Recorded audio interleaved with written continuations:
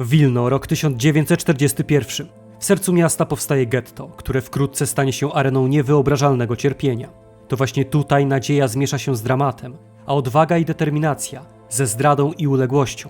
W dzisiejszym filmie przeniesiemy Państwa w samo serce dawnego wileńskiego getta.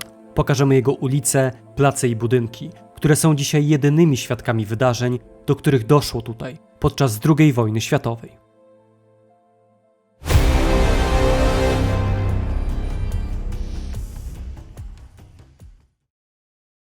Partnerem odcinka jest Urząd do Spraw Kombatantów i Osób Represjonowanych.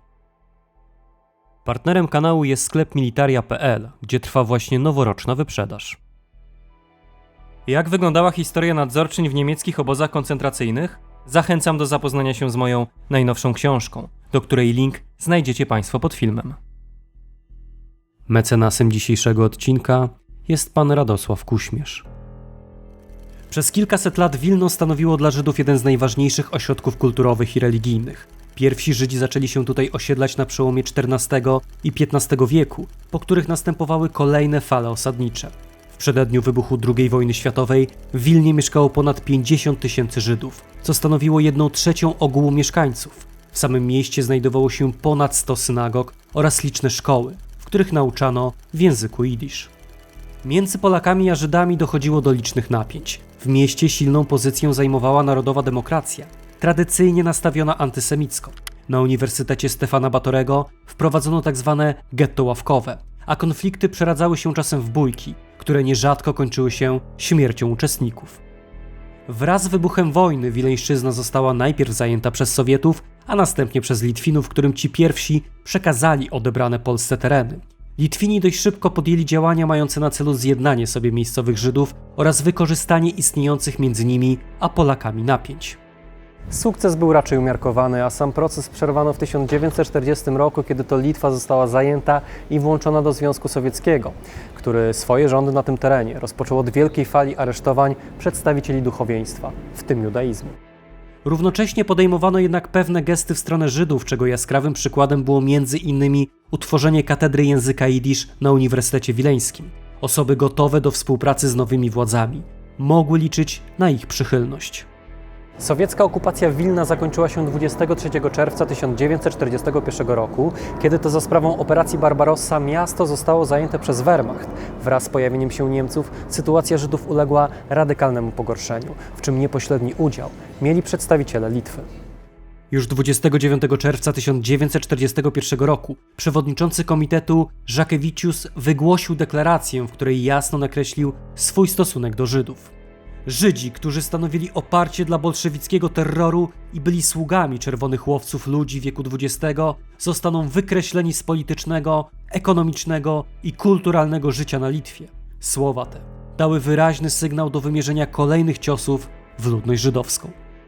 Skala i tempo wprowadzanych represji były ogromne. Z początkiem lipca 1941 roku Żydom nakazano kupować żywność jedynie w wybranych placówkach, w których zazwyczaj były puste półki.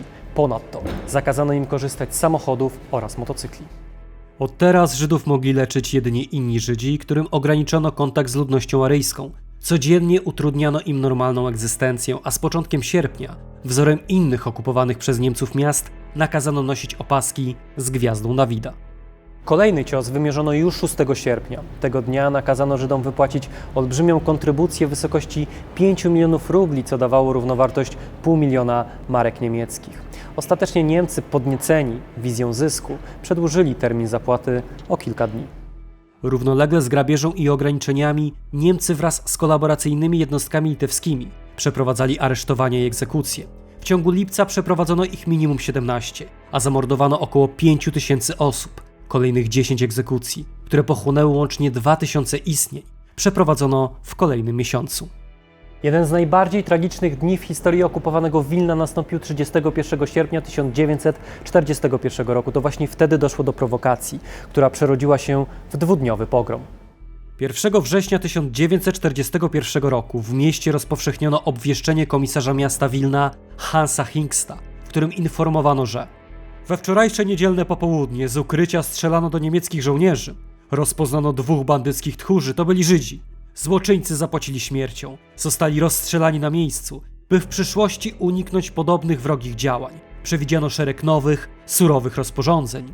Odpowiedzialność za ich przestrzeganie spada na całą gminę żydowską. W trakcie kilkudziesięciu godzin aresztowano kilka tysięcy Żydów, których przewieziono najpierw do więzienia na Łukiszkach, stąd wywieziono ich do Ponar i tam zamordowano. W jednym z raportów możemy przeczytać, że 2 września wymordowano ponad 3000 osób, w których skład weszło 864 mężczyzn, 2019 kobiet i 817 dzieci. W akcji wzięło udział blisko 200 funkcjonariuszy, spośród których połowa, najczęściej pijana, wzięła udział w egzekucjach. Po skończonym mordzie przeprowadzono grabież, a następnie sprzedawano przedmioty okolicznym mieszkańcom. Pogrom wileński przyspieszył decyzję o powstaniu w mieście getta, do którego przenosiny rozpoczęto 6 września. Choć Niemcy starali się przedstawiać przenosiny do getta w sposób jak najbardziej eufemistyczny, to w rzeczywistości odbywały się one w atmosferze przemocy, gwałtu oraz zbrodni. Jak relacjonował jeden ze świadków, pędząc Żydów do getta dopuszczano się wszelkiej samowoli. Część odstawiano do więzienia, skąd prawie nikt nie wychodził żywy. Zdarzało się, że sąsiadów z jednej kamienicy, a nawet członków rodziny rozdzielano, jednych prowadząc do więzienia, a innych do getta. Czasem o wszystkim decydowały możliwości i spryt. Aresztowanym udawało się uniknąć końca w więzieniu, jeżeli wręczyli konwojującym pieniądze czy ukryte, wartościowe przedmioty. Wileńskich Żydów umieszczono ostatecznie w 2 gettach, małym oraz dużym. W tym pierwszym skumulowano 9 tysięcy mieszkańców, podczas gdy w tym drugim zamieszkało aż 29 tysięcy Żydów. Warunki panujące w tych 2 częściach były fatalne. Nie starczyło miejsca dla wszystkich mieszkańców, w związku z czym niektórzy Żydzi musieli spać na korytarzach albo w piwnicach. Niemiecką odpowiedzią na przeludnienie w getcie były masowe mordy, które zaczęto przeprowadzać już w pierwszych dniach funkcjonowania dzielnicy. Największe z nich zrealizowano 12 i 17 września na terenie Ponar. Ofiarą pierwszej egzekucji padło 3334 osób, w tym 881 dzieci. 5 dni później zamordowano 1271 Żydów. Nieletni stanowili tym razem 1/5 zabitych. Kolejną egzekucję przeprowadzono 1 października. Data była nieprzypadkowa. Tego dnia Żydzi obchodzili święto Jom Kippur, czyli jedno z najważniejszych świąt w judaizmie. Tego również dnia, wieczorem, Niemcy i Litwini wkroczyli do getta, a następnie przeprowadzili obławę. Jej efektem było aresztowanie od 2000 do 2300 osób, które odprowadzono do więzienia na Łukiszkach, skąd po kilku dniach przewieziono do Ponar i tam rozstrzelano. W wyniku tylko tych 3 masowych mordów Niemcy zamordowali około 7000 osób. Nie był to jednak koniec wielkiej operacji mającej na celu redukcję liczby ludności w getcie. Już 15 października Niemcy zaczęli wydawać specjalne zaświadczenia informujące o tym, kto jest, a kto nie jest zdolny do pracy.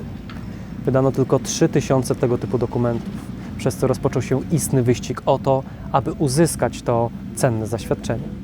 Szacuje się, że w ciągu niespełna 6 miesięcy Niemcy przy pomocy litewskich oddziałów kolaboracyjnych zamordowali od 33 do 34 tysięcy wileńskich Żydów. Przy życiu pozostawiono zaledwie kilka tysięcy zdolnych do pracy osób, dla których rozpoczął się okres względnego spokoju. Wraz z powstaniem getta powołano do życia instytucje mające na celu regulowanie życia w żydowskiej dzielnicy mieszkaniowej. Teoretycznie najważniejszym podmiotem był Judenrat, czyli Rada Żydowska, która posiadała 2 przewodniczących. Anatol Fritz stał na czele getta dużego, a Isaac Leibowicz przejął zwierzchnictwo nad małym gettem. Pod władzą Judenratu znajdowały się wszystkie wydziały odpowiedzialne za funkcjonowanie policji, poczty, warsztatów, szkół i aptek. Obecność niektórych instytucji może zaskakiwać. Szkoły i apteki w getcie? Brzmi zaskakująco, a jednak faktycznie tego typu placówki i wiele innych istniało na terenie żydowskich dzielnic mieszkaniowych, co było oczywiście formą cynicznej gry z mieszkańcami getta. Po masowych mordach lub równolegle z ich prowadzeniem w dzielnicy wprowadzono pozory normalności. W wileńskim getcie uruchomiono nawet teatr oraz orkiestrę symfoniczną. Dla tych, których nie objęto eksterminacją, funkcjonowanie tego typu miejsc dawało nadzieję, która z kolei skutecznie usypiała wszelkie obawy. Byle tylko mieć jakieś zatrudnienie, myśleli pozostali przy życiu Żydzi. Najważniejszym spośród wszystkich podmiotów podległych Judenratowi był zatem wydział odpowiedzialny za przydział pracy, która gwarantowała możliwość pozostania w getcie. Poza chęcią mordowania Żydów, Niemcom zależało na ich możliwie jak największej eksploatacji, która z jednej strony zwiększała możliwości wysiłku zbrojeniowego Rzeszy, a z drugiej pozwalała wzbogacić się Niemcom, odpowiedzialnym za koordynację żydowskich pracowników. Nie mniej ważnym wydziałem w strukturach getta był Wydział Zdrowia, którego członkowie stanęli absolutnie na wysokości zadania. Mimo tego, że warunki panujące w getcie były naprawdę złe, to jednak Żydom udało się zachować na tyle odpowiedni poziom sanitariów i kwestie dezynfekcyjne, że na jego terenie nigdy nie wybuchła żadna epidemia. Na terenie getta funkcjonowała publiczna pralnia, ambulatorium, wzorowo działający szpital oraz poważnie traktowany program szczepień przeciwko ospie i tyfusowi, dzięki któremu udało się uniknąć przede wszystkim zakażeń tą drugą chorobą. Jakkolwiek krwawe żniwo zbierane przez Niemców w pierwszych miesiącach funkcjonowania wileńskiego getta było ogromne, o tyle w 1942 roku śmiertelność pozostawała na stosunkowo normalnym, niskim poziomie, nawet jak na warunki wojenne. Odnotowano nawet pewien przyrost naturalny, choć żydowskim kobietom powszechnie odradzano zachodzić w ciążę. Zupełnie inną historię, choć charakterystyczną dla wszystkich tego typu formacji, posiadała policja żydowska, którą powołano do życia jesienią 1941 roku. Na terenie Wilna organizacja ta posiadała dość rozbudowaną hierarchię. Na jej czele stanął późniejszy naczelnik getta, Jakub Gens. Początkowo podlegało mu 150 funkcjonariuszy. Wraz z kolejnymi miesiącami ich liczba urosła do ponad 220. W getcie znajdowały się 3 komisariaty oraz funkcjonowały specjalne podwydziały policji do spraw pracy, sanitarnej oraz straży więziennej. Na potrzeby żydowskiej policji zajęto również budynek przy ulicy Lickiej, gdzie zlokalizowano więzienie, w którym znajdowało się średnio od 200 do 300 osób, które opuszczały mury więzienia po kilku dobach. Jeśli chodzi o Gensa, to był on postacią niezwykle ciekawą. Ochotnik do wileńskiego wojska, dosłużył się stopnia porucznika. Wśród Żydów cieszył się ogromnym zaufaniem i autorytetem, co niewątpliwie wyróżniało go na tle komendantów z innych gett, najczęściej nieuków oraz miernot.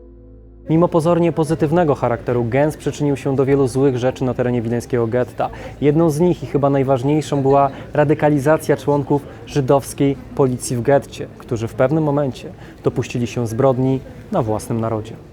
Policja żydowska bardzo szybko przestała pełnić funkcje porządkowe, stając się niebezpiecznym narzędziem w rękach okupantów. W podstawowy arsenał środków stosowanych przez policjantów wchodziła przemoc, szczególnie podczas prowadzenia rewizji.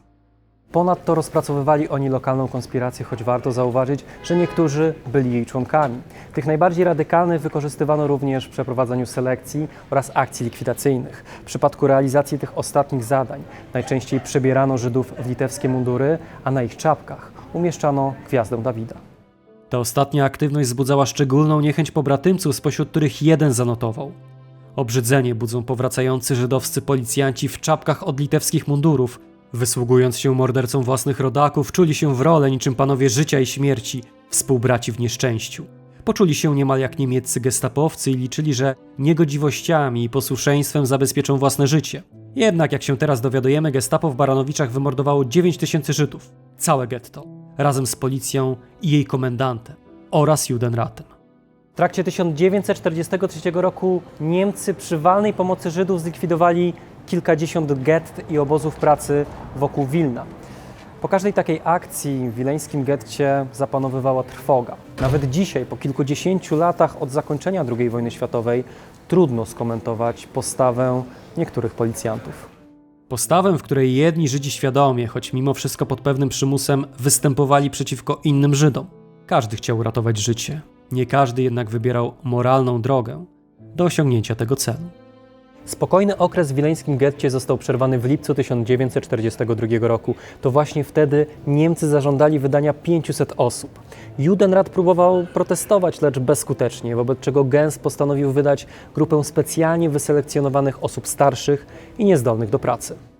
Okupanci wykorzystali tę sprawę propagandowo, zawieźli Żydów do pensjonatu w Papiszkach i objęli niespodziewaną opieką.